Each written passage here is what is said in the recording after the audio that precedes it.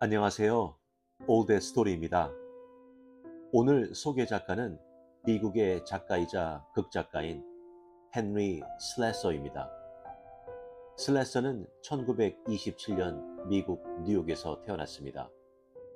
그는 아이러니와 반전의 결말을 사용하는 것으로 매우 유명합니다. 오늘 소개 작품은 매우 짧은 단편인 최후의 미소입니다. 사형 집행을 앞둔 살인자에 대한 이야기입니다. 그럼 편안한 마음으로 감상하세요.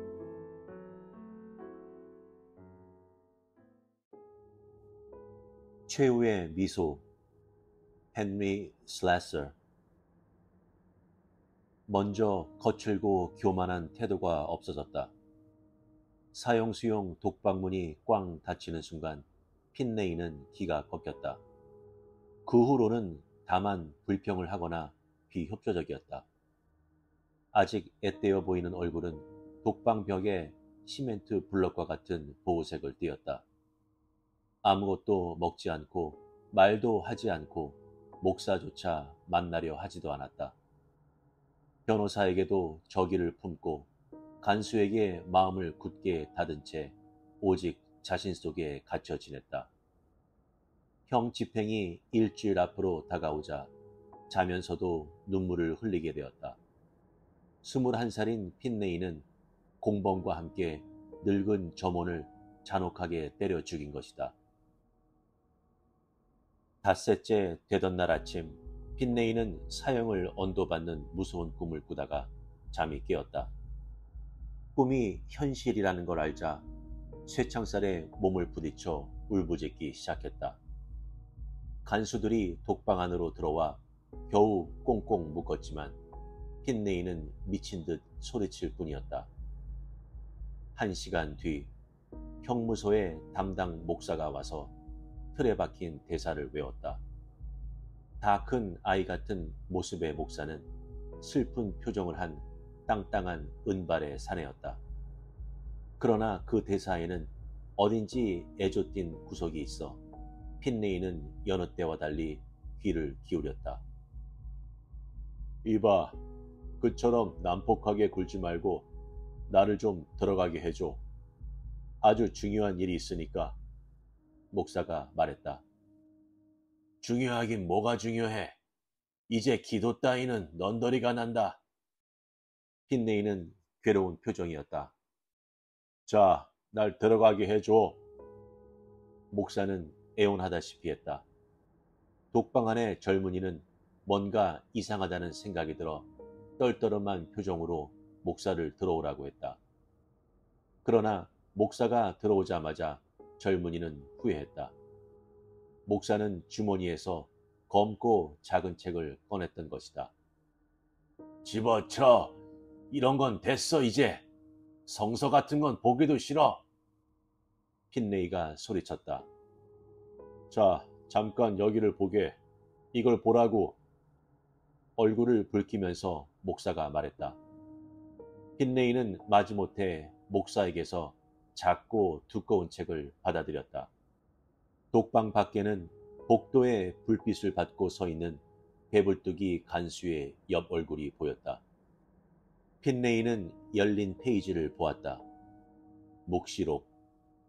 책갈피에 작은 종이가 끼워져 있고 거기에는 이렇게 쓰여져 있었다. 나를 믿어라. 핀레이는 힐끔 보고 나서 목사의 천사 같은 얼굴을 보았다. 어린이 같은 부드러운 표정이었다. 그럼 말씀을 전해주지. 시간이 없으니까. 목사는 쾌활하게 말했다. 핀레이가 입을 열었다. 이게 도대체... 쉿. 목사는 통통한 손가락을 입술에 갖다 댔다. 말씀을 전하는 대신 기도를 하자. 목사는 두 손을 모으고 눈을 감았다. 영문을 모른 채 핀레이는 상대가 하는 대로 하였다.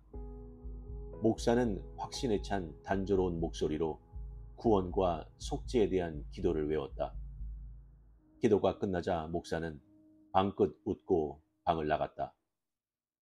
목사는 저녁 때가 되어 다시 왔다. 이번에는 젊은이가 아무 망설임 없이 키 작은 목사를 안으로 들어오게 했다. 목사가 안으로 들어오자 핀네이는 쉰 목소리로 속삭였다. 목사님, 가르쳐 주세요. 윌리의 부탁이지요. 윌리 박스. 쉿. 세상 이야기는 그만둡시다. 목사는 불안한 듯 간수 쪽을 돌아보면서 말했다.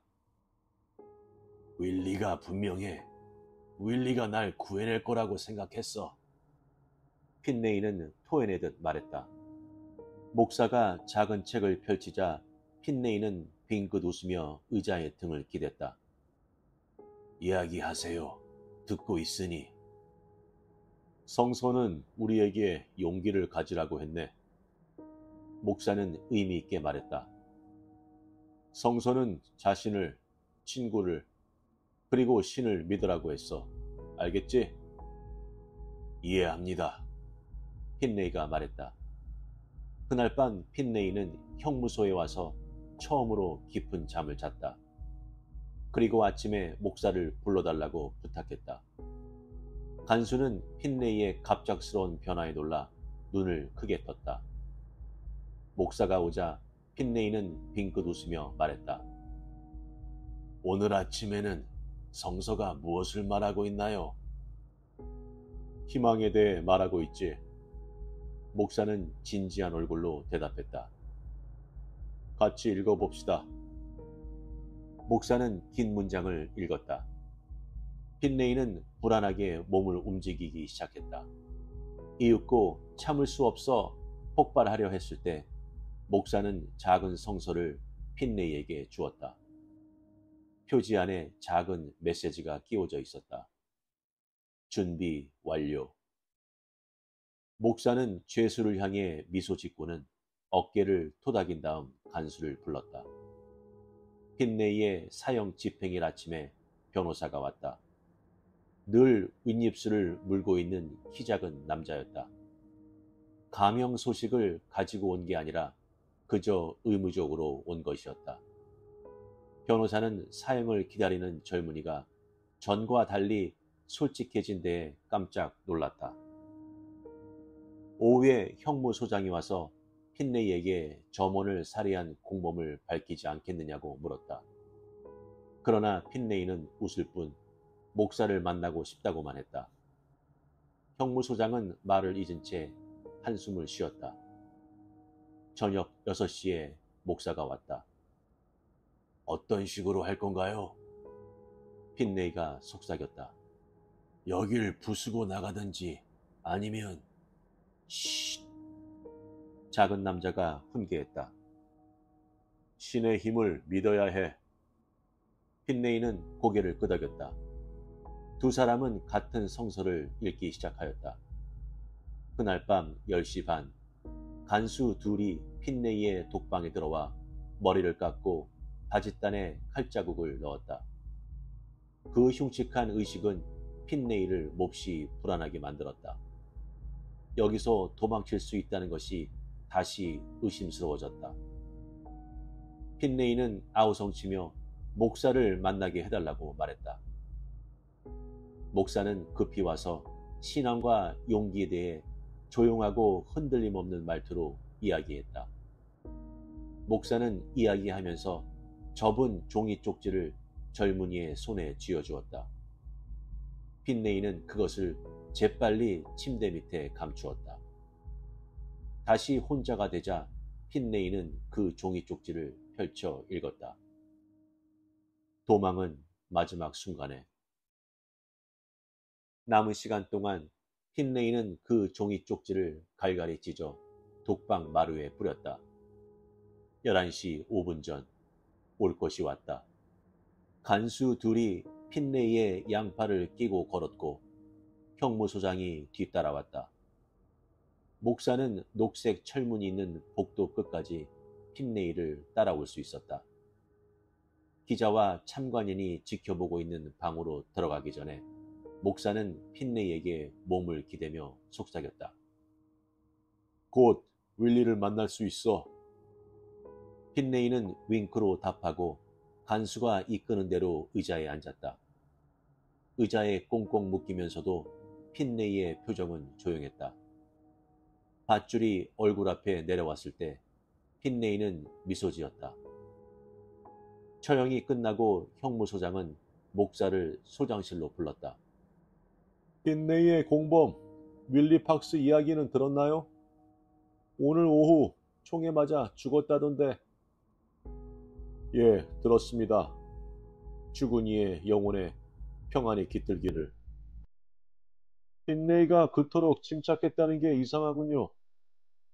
당신이 이야기를 할 때까지는 몹시 거칠었는데 도대체 어떻게 하신 겁니까?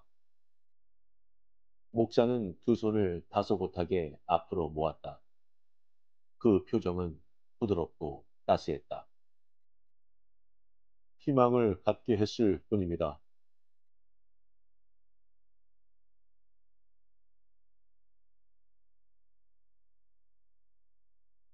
어떠셨나요? 짧지만 많은 부분을 느끼게 해준 것 같습니다. 여기서 나오는 마지막 문장, 희망을 갖게 했을 뿐입니다. 비록 살인자에게는 거짓이지만 희망을 심어주었지요. 그로 인하여 살인자의 행동이 바뀌고 감옥에서 빠져나갈 수 있다는 희망으로 가득 차 있죠. 이것이 바로 희망이란 말의 가장 큰 힘이 아닐까 싶습니다. 목사는 죄를 달게 받는 편이 나을 거라 생각하여 거칠고 반성하는 기색도 없는 사형수에게 희망을 줌으로써 조용히 사형 집행을 하게끔 만듭니다. 이 작품을 읽으면서 문득 생각났던 영화가 있는데요.